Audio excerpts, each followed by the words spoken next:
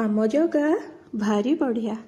देखी रुद्रर सम्मान दक्षर चित्ते गरुतम से दक्ष स्वभावे ससुर ताकु न गणिले ईश्वर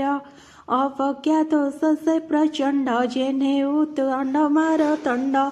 कर प्रसारी सभा मध्ये कोपे बोलती शास्त्र पाते शुण हे ब्रह्म ऋषि गणे आगम निगम प्रमाणे तुम्भे तो सत्फा मध्ये अछ एबे तो देखिल प्रत्यक्ष शास्त्रे तुम्भर वाक्य जेते जे सदाचर ए जगते केलंगी पारे ताहा पड़े तिनि भुवन मंडले देख ए तुम्भर वचन लंगिला मर्कट लोचन रुद्र बोलाई गर्भ कलाए मते देखी न उठिला देख ए लोकपाल मध्ये निर्लजे रही सभा मध्ये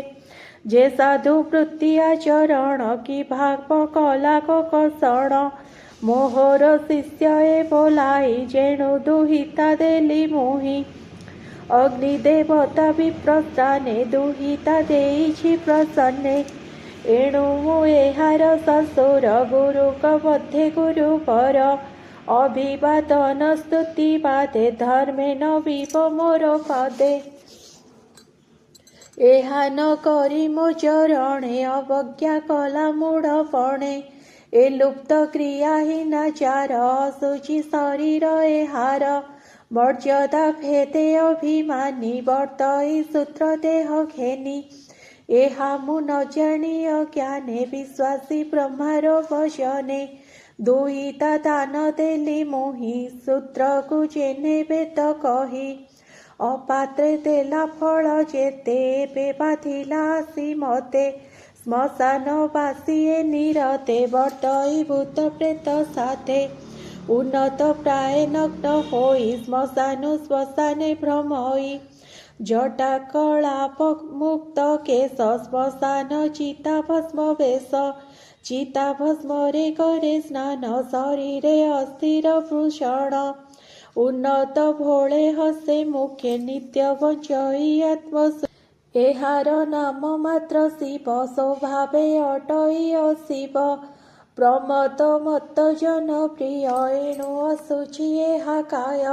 प्रमर्थभूत गणपति नित्य तामस बहे मति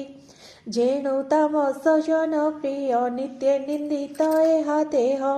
मुमूढ़ न जानी अज्ञाने विश्वासी ब्रह्मार वचने एहाकु सती कन्या देली अति अनीति आचरिली मैत्रेय उवाच ए मंद कुश्चित वचने से प्रजापति कोपमने दुर्बुद्धिपण आचरिला गिरी से बहु निंदा कला तक्षणे उठी कोपा नळे हस्त अंजलि भरी चले भृगुर वचन समते हरंकु साप देवा अर्थे मनरे महाक्रोध धरी शिवे बोलती दृढ़ करी दक्ष उवाच इंद्र उपेन्द्र आदि जेते अशेष देवंग समेते देवज जने हविर्भाव केबे हरण पाइब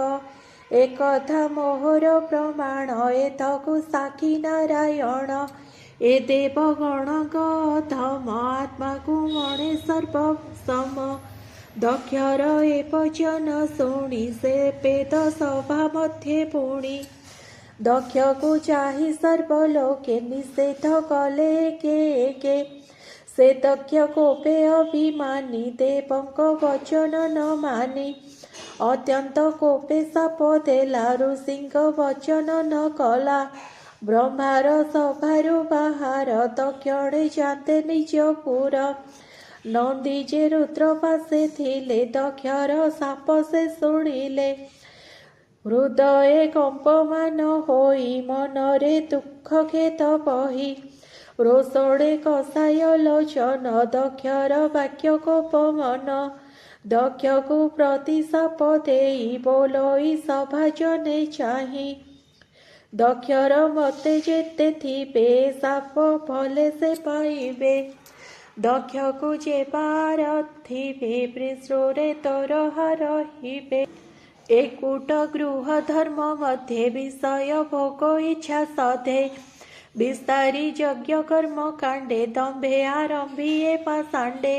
देह को स्वार्थ प्राय मणि आत्मार गति न प्रमाणी पशुंक प्राय करी आस सर्वदा हेउ नारी बस ए दक्ष झाग मुक् हेओ आंभर साप आननो अविद्या मार्गे विद्या कल्पी अलाभे लाभ बुद्धि स्थापी एणु ए झागर समान अतिशयरे ज्ञानहीन दक्षरे मते जेते थिबे जे अवा दक्षे आराधिबे अशेष योनि से पाइबे जन्म मरणे संचरिबे पशु हिंसिबे कर्म मते अज्ञान बले विमोहिते अशेष यज्ञ कर्म करिए भक्ष्य भक्ष्य न विचारी